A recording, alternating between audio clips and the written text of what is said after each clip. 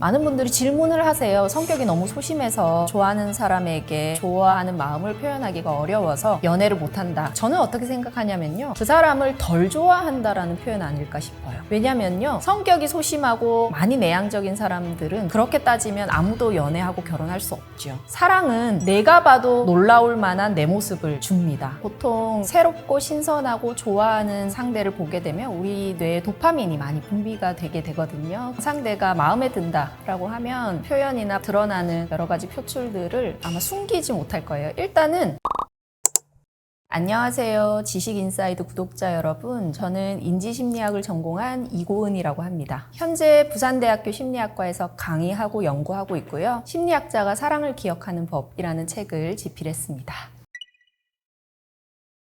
이런 이야기들이 많죠. 어떤 분이 나에게 친절한데 이분 나를 좋아하는 거 아닐까요? 라는 생각들을 많이들 하시죠. 그런데 생각해 보셔야 돼요. 그분은 다른 분들에게도 친절하고 싹싹한 사람인지 예의 바른 사람일 뿐일 가능성이 훨씬 더 높죠. 왜 어떤 사람이 나에게 친절하고 다정하게 하고 그 다음에 예의 바르게 하는 것을 호감이라고 생각을 하느냐. 내 마음에게 물어볼 필요가 있어요. 내가 혹시 누군가에게 이런 친절과 관심을 받고 싶은 건 아니었는지, 그리고 내가 이 사람에게 관심 있는 건 아닌지. 저는 이런 호의와 호감에 대해서 특별히 나를 좋아하는 것과 구분하는 건 크게 어렵지 않다고 생각하거든요. 특정한 사람을 좋아한다면 누구에게나 친절하고 다정한 사람임에도 불구하고 이 사람과만 나눌 수 있는 어떤 정보를 나누게 되어 있습니다. 주말에 뭐 하세요? 라고 끝나는 게 아니라 그냥 예의상 물어본 게 아니라 주말에 뭐 하세요? 시간이 남으면 혹시 여기 같이 가실래요? 라는 제안을 할 수도 있잖아요. 이건 우리 둘만이 알 수 있는 정보죠. 이런 교환이 분명히 있을 거라는 거죠. 어떤 사람을 좋아해서 그 마음을 표현하는 거잖아요. 그 좋아하는 사람을 절대 헷갈리게 하지 않습니다. 헷갈리고 계신다면 아닐 가능성이 훨씬 높습니다. 어떤 사람이 상대가 마음에 든다라고 하면 표현이나 드러나는 여러 가지 표출들을 아마 숨기지 못할 거예요. 일단은 자주 웃습니다. 입꼬리가 상승돼 있죠. 그리고 동공이 확장돼요. 이건 시선을 그 사람으로부터 떼기 어렵다라는 표시일 거고요. 그리고 행동이 조금 다를 수 있는데요. 그 사람을 배려하거나 그 사람을 위해서 양보하고 뒤로 물러서고 비켜주는 이런 행동들을 자꾸만 하게 될 거예요. 보통 새롭고 신선하고 좋아하는 상대를 보게 되면 우리 뇌에 도파민이 많이 분비가 되게 되거든요. 그랬을 때는 그런 현상들을 숨김없이 표출되게 되는 모습을 보일 것 같습니다.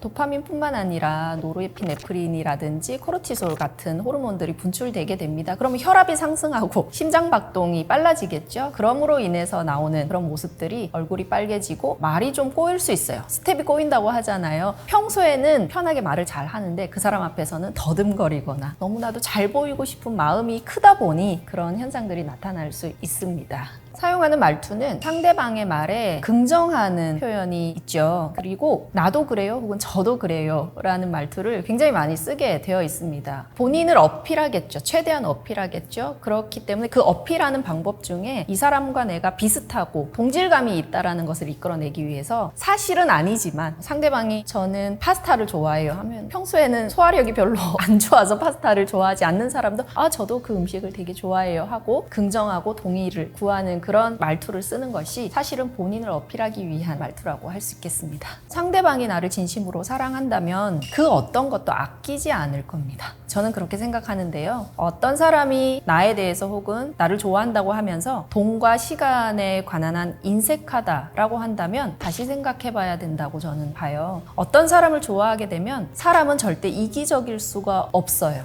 왜냐하면 우리 뇌에는 자아를 인식하는 영역이 있습니다. 그런데 그 영역 안에 사랑하는 상대가 들어오는 거거든요. 그렇기 때문에 상대방이 아픈 건 내가 아픈 것과 마찬가지인 거예요. 상대방이 곤란한 건 내가 곤란한 것과 마찬가지죠. 이건 조금 더 과장해서 이야기를 하면 상대방이 아픈 건 내가 더 아픈 거예요. 그렇기 때문에 이 사람을 진심으로 좋아한다면 내가 가진 그 어떤 것을 나를 위해서 하게 되는 이기적인 행동들은 없을 겁니다. 그래서 좋아하는 상대가 있는데 나에게 인색하다거나 이기적인 행동을 한다면 다시 생각해 보시라. 저는 그렇게 조언 드리고 싶어요.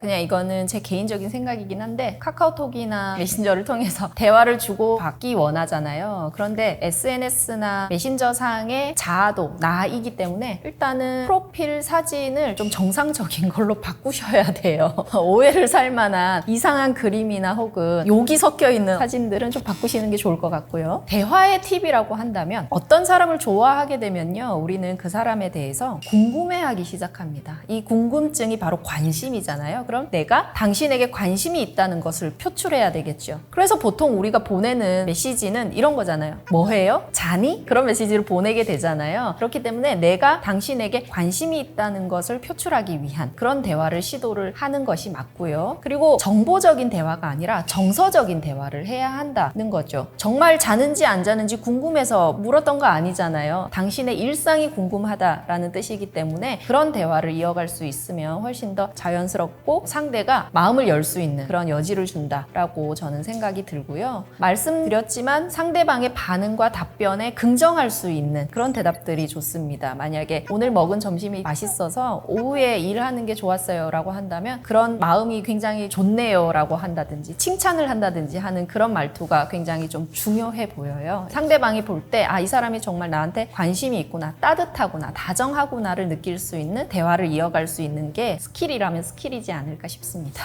오해를 많이 해요. 시크해 보이는 게 멋있어 보인다라거나, 그죠? 답변을 짧게 하는 게 무게 있어 보인다거나. 근데 오해이고요. 훨씬 더 다정하게 다가가는 것. 그 다음에 이 사람이 말을 끊고 나서 제일 마지막 말은 내가 하고 끝내려고 하는 것. 안녕히 주무세요 했으면 네 안녕히 주무세요의 마지막은 꼭 내가 한다 라든지, 이 사람이 전화를 끊고 나서 내가 끊는다 인 것처럼요. 그런 노력들이 필요한 것입니다. 오히려 시크하게 하거나 정보를 전달하는 것처럼 한다면 차갑게 느끼겠죠. 이 사람 나를 좋아하는 게 아닌가 라는 오해를 살 수 있으니까 그런 자신만의 어떤 노력 같은 거 버리시는 게 훨씬 더 좋을 것 같습니다. 외모라는 것은 사랑에 빠지면 크게 중요하지 않는 요건일 수도 있습니다. 우리가 콩깍지라고 하잖아요. 그러면 내 눈에 예쁜 사람이면 되는 거잖아요. 내 눈에 멋있으면 되는 거기 때문에 외모에 대한 자신감을 키우실 필요가 있어요. 그게 크게 중요하지 않다, 저는 그렇게 생각합니다. 처음으로 우리가 받아들이게 되는 이 사람에 대한 정보는 외모잖아요. 이 사람이 어떤 생각을 하고 얼마만큼의 지식이 있고 이건 우리가 잘 모르지만 이 사람을 처음 봤을 때 보이는 것들은 외모죠. 그런데 그 외모만으로 모든 것을 판단하지는 않는다는 겁니다. 이후에 매력을 어필하거나 내가 얼마나 능력 있는 사람이거나 혹은 내가 당신을 얼마나 좋아할 수 있는 사람이라는 것을 얼마든지 보일 수 있기 때문에 거기에 대한 자신감을 너무 가지지 않는 것은 바람직하지 않습니다. 오히려 그에 따른 자존감이 높고 자신감이 있는 사람에게 매력을 느낀다는 연구 결과가 있거든요. 그래서 그런 생각을 해보시는 것이 훨씬 더 좋을 것 같네요. 이것도 대화법에 따른 이야기잖아요. 내가 당신이 궁금하고 당신에게 관심이 있다는 것을 표현하기 위해서 많은 것들을 질문하게 되는 것 같아요. 어떤 걸 좋아하세요? 라고 했을 때 그에 따른 답변에 긍정하는 그런 말투를 혹은 그런 대화를 계속 이어가게 된다면 하게 되겠죠. 그리고 저는 소개팅에서 애프터를 받게 되는 결정적인 것은 다음번에 또 뵐 수 있을까요? 라고 약속을 하고 헤어지는 편이 훨씬 좋지 않나. 물론 상대방이 마음에 들어서 애프터를 원한다면 그렇게 되겠죠. 그렇지 않은 경우에는 우리가 생각을 해볼 수 있는데요. 소개팅을 하거나 어떤 사람을 처음 만났을 때 얻게 되는 어떤 호감들, 그런데 이 호감이 반드시 연애 관계로 이어지거나 사랑으로 이어지는 것은 아니라는 생각은 좀 할 수 있어야 합니다. 그 사람과 만났던 시간들은 굉장히 좋았지만 집에 와서 찬찬히 생각해보니 나는 이 사람과 연애하기에는 적합하지 않은 사람이구나를 사람들은 판단할 수 있어요. 그렇기 때문에 혼자 너무 많이 진도를 뺄 건 아니다. 저는 그런 팁을 좀 드리고 싶습니다.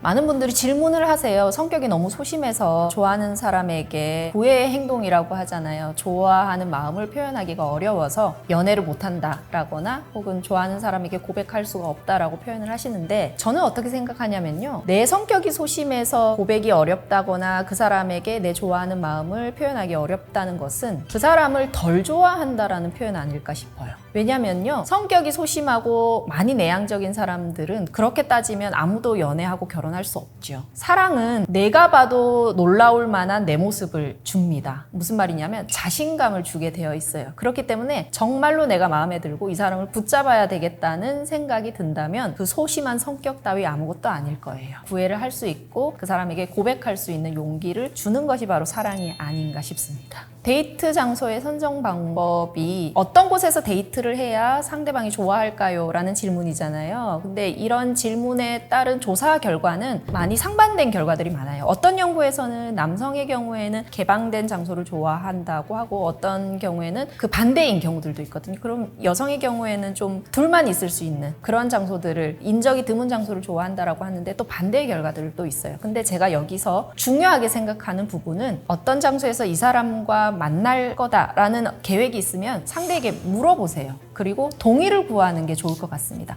어떤 장소가 좋으세요? 걷는 거 좋아하세요? 어떤 음식 좋아하세요? 라고 동의를 구한 다음에 최선을 다해서 이제 물색을 하고 데이트 장소를 정하는 거죠. 만약에 그 사람과 만났을 때 이 사람이 나와 만나기 위해서 이 장소를 물색하느라고 굉장히 많은 애를 쓴 것에 대해서도 반드시 고마움을 표시해야 합니다. 그러면 관계가 긍정적인 방향으로 발전하지 않겠습니까? 제가 볼 때는 데이트 장소가 중요한 것이 아니라 이 사람의 특성과 이 사람이 원하는 어떤 요구에 해당하는 곳을 찾기 위해서 내가 노력을 하는 것, 저는 이게 훨씬 더 중요하다고 생각해요. 배려하면 상대방은 그걸 잘 잊지 못합니다. 그때 발이 아팠었는데 동선을 짧게 해서 바꿔서 우리 가까운 데로 가요 라고 말을 해준다면 이 사람이 정말로 나를 위해서 무언가에 마음을 쓰는구나, 정성을 기울이는구나를 받아들이게 되죠. 그래서 그런 어떤 배려는 서로 간에 잘 잊지 못하는 경험이 되거든요. 그래서 그런 부분들이 훨씬 더 중요하다라는 거죠.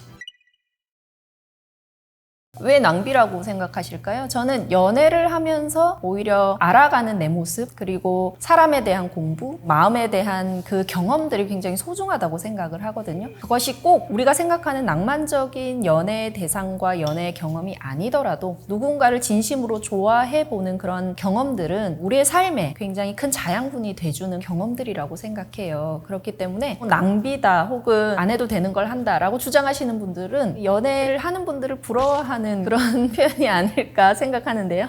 연애도 사랑도 노력이에요. 이 노력이 뭐냐면 나와 너무나도 다른 사람을 만났잖아요. 다르게 살아온 사람을 만났기 때문에 이 사람과 함께 할 수 있는 시간을 우리가 쓰게 되고 많은 경험들을 함께 하게 되는데, 그럴 때는 당연히 나와 다르기 때문에 이 사람이 가지고 있는 특성과 내가 가지고 있는 특성의 조율이 필요합니다. 이것 때문에 다툼도 있을 수 있고 오해도 있을 수 있고 의도치 않은 싸움이 날 수도 있는데, 이런 조율 부분이 잘 맞아 들어가면 연애가 자꾸 발전을 해서 관계가 이어져 가는 거고, 이런 갈등 상황이 힘들고 잘 조율되지 않는다면 이제 다시 생각해 보거나 만남을 정리하는 그런 단계를 거치게 되겠죠. 어떤 사람을 만나도 진심으로 사랑했을 때 그 마음으로 노력을 해보는 것은 당연하다. 그 노력이 이상하거나 거북해서는 안 된다고 봐요. 그렇다면 사랑하는 사람을 얻기가 어렵겠죠? 네, 저는 그렇게 생각합니다. 사랑이라는 것을 어떻게 정의하느냐, 사랑을 어디까지 확장하느냐에 따라서 다를 수 있는데요. 인간은 생존하기 위해서 사랑이 필요한 존재들은 맞습니다. 사랑은 생존의 기제와 같죠. 어떤 뜻이냐면 누군가를 사랑하거나 사랑하는 대상이 있으면 나는 그 대상에게 필요한 존재가 되고 싶어지죠. 가장 기본적인 조건은 뭐냐면 잘 살아있고 싶어 하는 거죠. 그렇기 때문에 사랑은 사람을 살게 하는 생존 기제인 것은 맞고요. 그리고 또 그것만 사랑은 아니잖아요. 우리가 감사함을 받았던 여러 가지 기억들을 가지고 사는 것, 얼굴을 모르고 이름을 모르는 누군가의 안타까운 소식에 마음이 아픈 것, 이런 것도 모두 다 사실은 인간이 느낄 수 있는 사랑의 힘이거든요. 그렇기 때문에 인간은 살기 위해서 혹은 생존을 위해서 반드시 필요한 마음이 바로 사랑이다. 저는 그렇게 생각합니다.